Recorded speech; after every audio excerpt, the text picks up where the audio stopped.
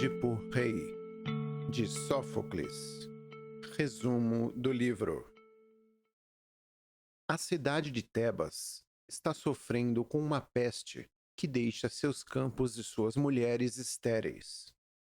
Édipo, o rei de Tebas, tinha enviado seu cunhado Creonte para o templo de Apolo para perguntar ao oráculo como acabar com a peste. Creonte retorna com boas notícias.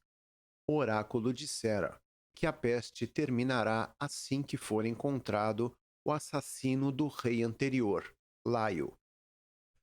Ele também tinha sido o marido anterior de Jocasta, antes que ela se casasse com Édipo. Ao ouvir isso, Édipo jura que irá encontrar o assassino e o banirá de Tebas. Ele faz algumas perguntas a Creonte, querendo saber onde Laio tinha sido morto, se havia alguma testemunha do crime e quantos homens haviam participado do assassinato.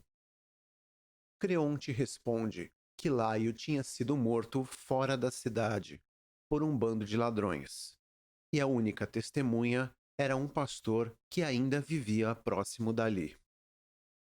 Édipo se volta para o coro, que representa o povo de Tebas, e pergunta se alguém sabe algo mais sobre a morte do rei. O coro sugere que Édipo consulte Tirésias, o profeta cego. Édipo diz a eles que já tinha mandado chamá-lo. Quando Tirésias chega, ele parece relutante em responder às perguntas de Édipo, alertando-o que ele não irá querer saber as respostas. Édipo o ameaça de morte, e, finalmente, Tirésias conta que o próprio Édipo é o assassino, e seu casamento é uma união incestuosa com sua mãe. Édipo toma isto como um insulto e conclui que Creonte pagara Tirésias para dizer estas coisas. Ele também menospreza Tirésias, dizendo que ele não era um profeta verdadeiro, pois deveria ter sido capaz de decifrar o enigma da esfinge, o que apenas ele, Édipo, conseguira. Tirésias retruca que, embora ele não tenha visão, era Édipo quem era cego à verdade. Ele pergunta ao rei de quem ele era filho e o lembra da maldição sobre as cabeças dos seus pais. Ele também profetiza que Édipo deixará Tebas envergonhado. Furioso, Édipo o manda embora e Tirésias sai, repetindo que o assassino de Laio estava diante dele, um homem que era o assassino do próprio pai e marido da própria mãe, e que viera enxergando, mas partiria cego. Creonte chega, perguntando se era verdade que Édipo falsamente o acusara. O coro tenta apaziguá-lo, mas Édipo entra e o acusa de traição. Os homens discutem até a chegada de Jocasta, a esposa de Édipo. Eles explicam a razão da sua discussão para Jocasta, que pede a Édipo que acredite em Creonte. O coro também pede a Édipo que seja mais tolerante, e ele cede de má vontade, deixando Creonte partir. Jocasta pergunta a Édipo por que ele estava tão irritado, e ele conta a profecia de Tirésias. Jocasta o acalma, afirmando que os oráculos e profetas são mentirosos, e que pode provar isso com um exemplo pessoal. Há muito tempo, um oráculo dissera a Laio que seu próprio filho iria matá-lo.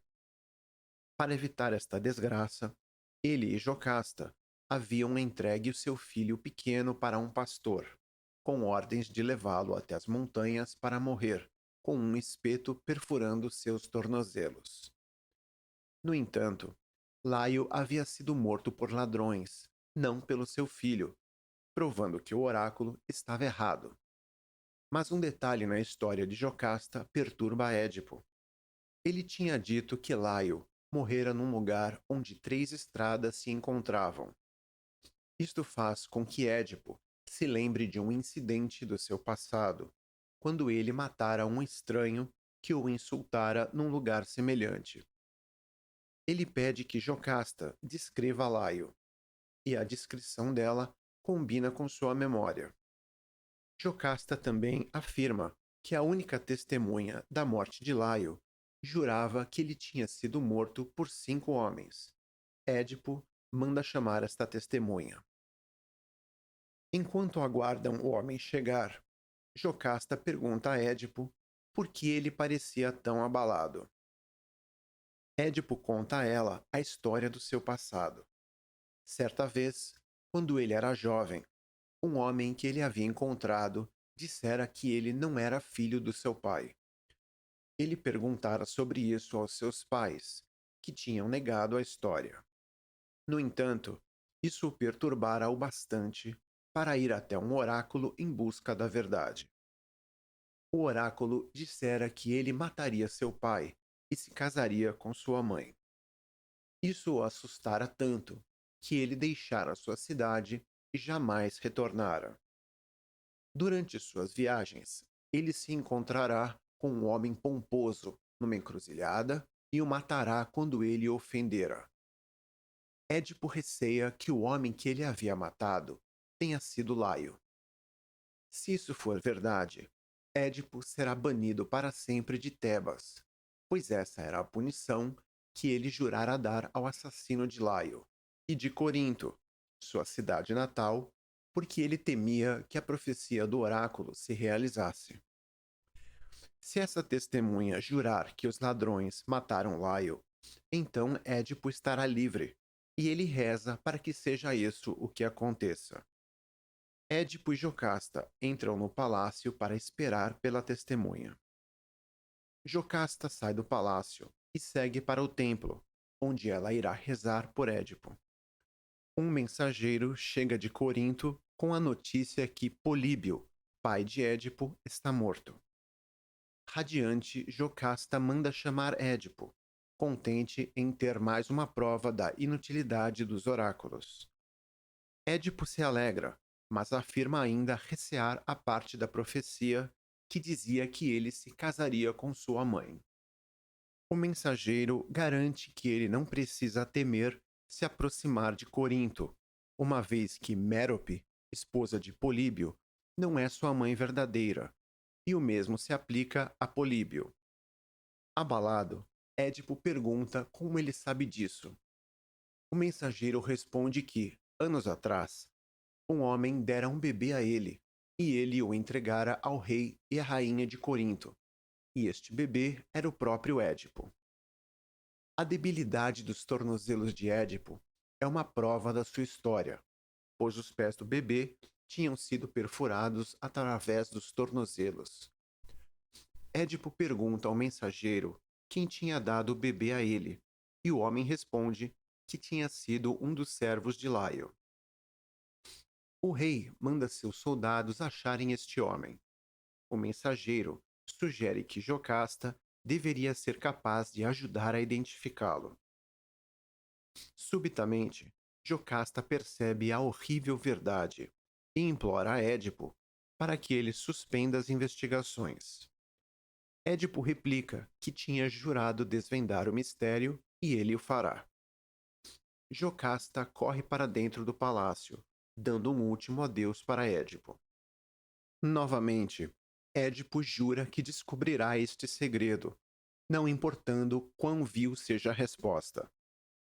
Ele presume que Jocasta esteja envergonhada da sua provável origem humilde. O coro sente que alguma coisa ruim irá acontecer. Os soldados de Édipo entram, trazendo um velho pastor que tem medo de responder às perguntas do rei. Finalmente, ele conta a verdade a Édipo.